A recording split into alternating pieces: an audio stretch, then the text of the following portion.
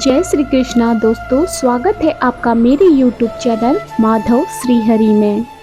आज एक बार फिर से आपके लिए लेकर आए हैं भगवान श्री कृष्ण जी का एक अनमोल संदेश, जिसे सुनते ही आपके जीवन में सुखों का आना, आनंद का आना प्रारंभ हो जाएगा और आपको अपनी जिंदगी और भी आसान लगने लगेगी। लेकिन उसके लिए हमें सदैव ही श्री कृष्ण से जुड़े रहना चाहिए। ऐसा नहीं कि परेशानियां आई तो आपने भगवान को याद किया और बाद में उसी भगवान को भुला दिया। ऐसा तो बस व्यवहार होता है।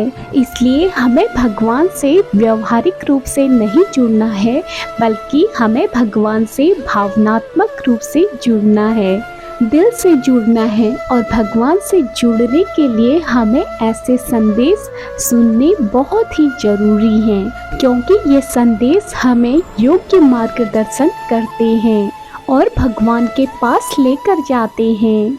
और फिर जब हम भगवान से जुड़ जाते हैं तो हम दोनों एक हो जाते हैं। और फिर क्या भगवान और क्या भक्त, अगर दोनों ही एक हैं तो उसे हर चीज हासिल करने का हौसला मिल जाता है। और अगर आप ऐसी ही जिंदगी जीना चाहते हैं तो भगवान श्री कृष्ण का हाथ थाम कर चलिए, क्योंकि जो भक्त भगवान श्री कृष्ण का हाथ थामता है उसका हाथ भगवान कृष्ण कभी नहीं छोड़ते। तो दोस्तों, अगर आप आज का यह संदेश सुनना चाहते हैं तो आपको एक छोटा सा काम करना है। इन तीनों नंबरों में से, इन तीनों फूलों में से आप किसी एक फूल को अपने लिए चुनिए और फिर सुनिए भगवान श्री कृष्ण आपको आज क्या संदेश देना चाहते हैं। फूलों का काम क्या होता है?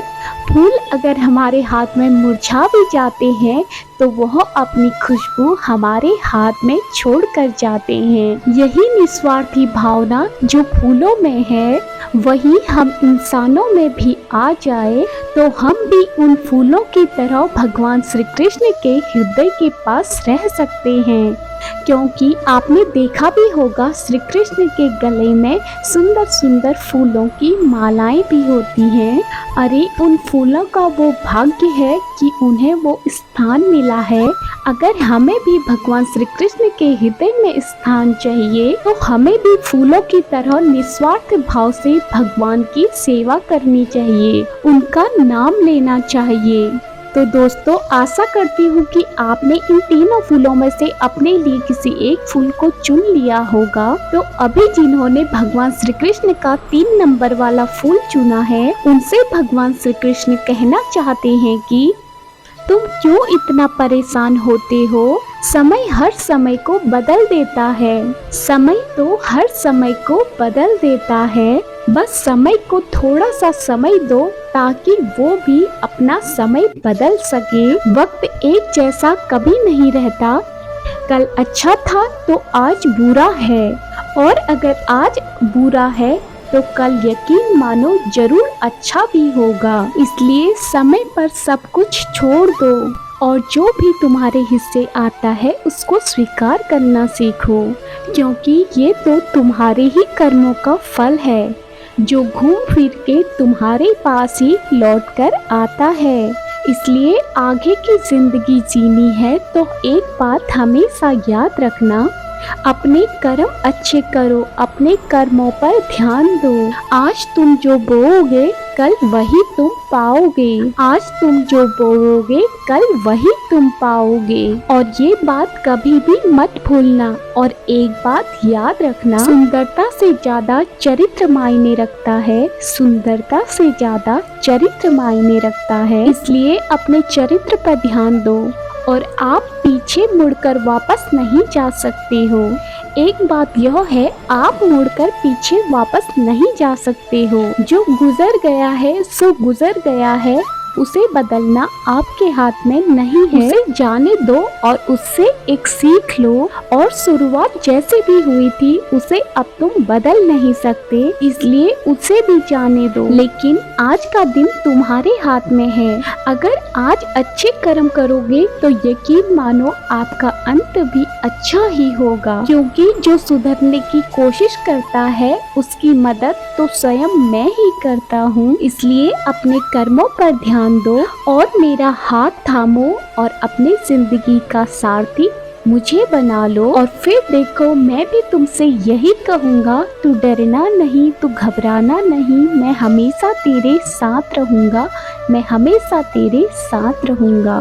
तो दोस्तों, अभी जिन्होंने नंबर 2 को चुना है उनके लिए भगवान श्री कृष्ण कहते हैं, कर्म तुम्हें कभी नहीं बख्शेगा, कर्म तुम्हें कभी नहीं बख्शेगा, ये बात तुम हमेशा याद रखना, ये बात हमेशा याद रखना। तू मान या ना मान, तू मुझ पे भरोसा रख या ना रख, तू भगवान को मान या ना मान, लेकिन तुम्हारे द्वारा जो किए गए कर्म है वो तुम्हें कभी नहीं छोड़ेंगे। तुम्हारे कर्म ही तुम्हें दंड देते हैं। कई लोग तुमने देखे होंगे अपने आसपास, जिनके पास सब कुछ होता है, सुख होता है, सुविधाएं होती हैं, लेकिन फिर भी वे कभी खुश नहीं रह पाते। तो ये उनका कर्म है। सब कुछ दिया है कर्म ने, लेकिन खुशी नहीं दी, समाधान नहीं दिया। कुछ लोग तो ऐसे होते हैं जिनको कोई दूसरा नुकसान नहीं पहुंचाता, बल्कि वो खुद को ही खुद नुकसान पहुंचाते हैं। वो खुद ही फांसी लगा लेता है और खुद ही आत्महत्या कर लेता है। फिर ये कर्म नहीं तो क्या है? उसे जो ये दुर्बुद्धि आती है, जो ये बुद्धि आती है, ये उसके कर्म है।